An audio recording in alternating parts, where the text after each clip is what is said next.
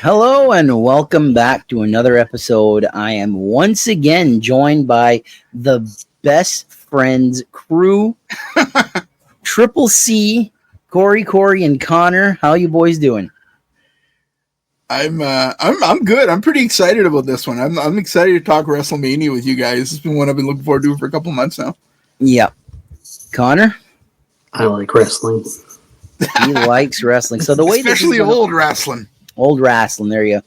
The way this is gonna work, I don't know. We're gonna I don't know if you watched the pay-per-view the other night, but it was pretty good. SummerSlam was good. SummerSlam was good. Yeah. So the way this is gonna work out, we're each gonna pick our favorite WrestleMania and talk about that WrestleMania. So who wants to go first? I mean, I'll go first. All right, Cory. Man, so WrestleMania 17 is my pick. And it's not even close. So here's my memory, all right? WrestleMania 17 comes around 2001. I wanted to watch it on pay-per-view. So I tried to order it on pay-per-view. And at that point, we had Star Choice. I'm dating myself right now. We had Star Choice. I'm calling Star Choice, and I'm on hold for fucking ever. You couldn't order through the receiver. This is long before the WWE. I remember those days. I'm on hold waiting. And this bitch is like, what's your code for the receiver you want to watch it on? And this is what I remember the best. She fucked it up. You could only have it on one receiver when you paid for it. She put it on my mom and dad's receiver in their bedroom. So instead of watching it on like in the living room, here we are in the bedroom. It is my mom, myself, one of my friends. We're sitting on the bed watching WrestleMania 17, and it's still a very fond memory to me. What a great WrestleMania. So I'll go through the matches that I remember that I really enjoyed were Kurt Angle and Chris Benoit had a good match. Mm-hmm. Wait a second. Are you allowed to say that? I'll allow it. Mills Lane style.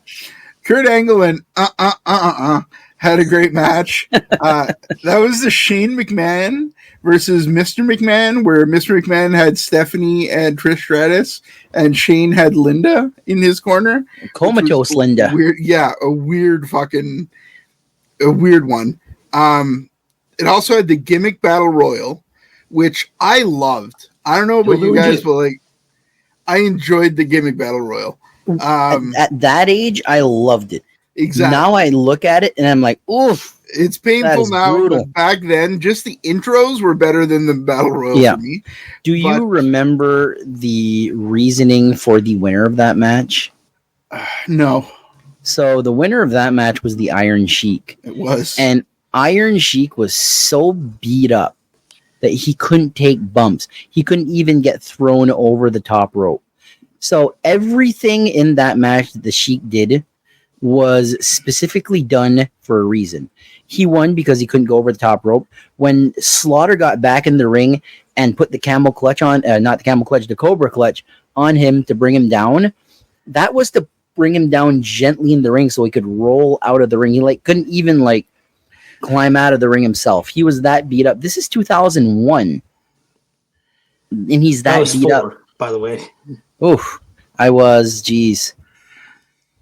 a teenager, that's for sure. I was 17. I go with the WrestleManias, so whatever WrestleMania it is, that's the age that I was. I was 17. I was prime age. This is tail end of Attitude Era. It also had the TLC match. Yeah, arguably one of the best TLC matches that probably the best. Wasn't that the OG TLC? No, SummerSlam. SummerSlam the year before. This one was better though. It also had the spear off the belt. I think Lita interfered in it. Spike interfered in it. And Rhino. Good. And Rhino. They each had a corner man or corner person. Yeah. And they had been injured throughout the weeks. And they made their returns that night. And then there's a double main event that night-ish. Taker defeated Triple H in a decent match. Not phenomenal. Stone Cold Steve Austin defeated The Rock in a really good match. For that me, promo, that fucking promo is the best promo I think. It really holds up against anybody else. Everybody was a fan of Limp Bizkit back then. It's true. And to this day, what the fuck's wrong with you? I did it all for you, Nookie. Limp Bizkit's like practically my best friend. Right. For me, the highlight of the card was that the TLC match. I probably watched that match 20 times. Just an enjoyable WrestleMania. I went back and watched it many times over the years. Skipped some parts. I'm not going to watch the Gimmick Battle Royal every time I watch it. But I've gotten back and watched what I think is one of the... What? You're not going to watch Taz and APA versus the Right to Censor? I'm not. You're right. Good call. But I've gone back and watched that Austin Rock match, the TLC match. A lot of that holds up to this day as some of the best WrestleMania matches. I think every title on that card changed hands. Maybe one didn't. But every European title, I believe... Championship to... Oh, wait. Sorry, that's the wrong one. Eddie Guerrero and Test, right? No, Chris Jericho retained against William Regal. Chris Jericho retained. Okay. Even Eddie that was a solid little 7-minute match. Eddie beat Test. Yeah. Mm-hmm. The only thing that bothered me about this WrestleMania is this is clearly the end of the Attitude Era. Because who was Mr. Attitude Era? Stone Cold Steve Austin. It was him raging against the Machine, taking on the corporate man, Vince McMahon. And how did WrestleMania 17 end after that great main event? Austin shakes hand with McMahon. And we just have this weird 2001, even into the Invasion angle. We got heel Stone Cold, the one guy nobody ever wanted to boo. And now they're like it's an odd period post-Attitude Era. I agree. I enjoyed it. I will also say that this was like prime WWF house show time. Oh, yeah. So right around this period, they went to Halifax. They came to Moncton. I saw a ton of house shows between WrestleMania 17, 18, 19, 20.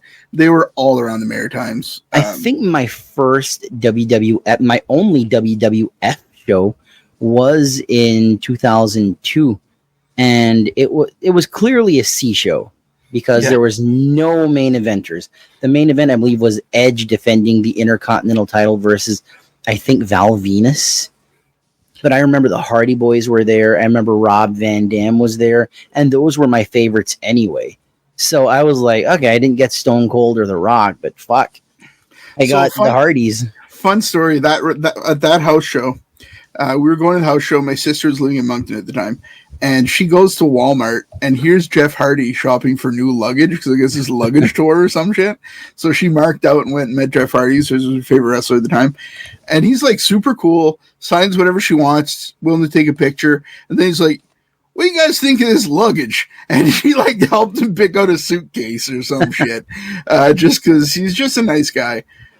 This is very young Jeff Hardy, though. Yeah, so. Jeff was also my favorite at that point in time. The Hardy Boys were my favorite tag team. I just looked this up because you said 2002, but there were. I think it was January 2003. It was January. No, it was 2002. Really? For the one that January I saw. 2002, yes. And then they came back in November of that year because I was at that show. I remember because I distinctly remember watching Goldust beat the shit out of Christopher Nowinski. But I also remember the main event was Chris Jericho and Christian versus Bubba Ray Dudley and Jeff. What was the card for that January show? For the January show? Tajiri defeated Billy Kidman for the Cruiserweight title. They had a bunch of...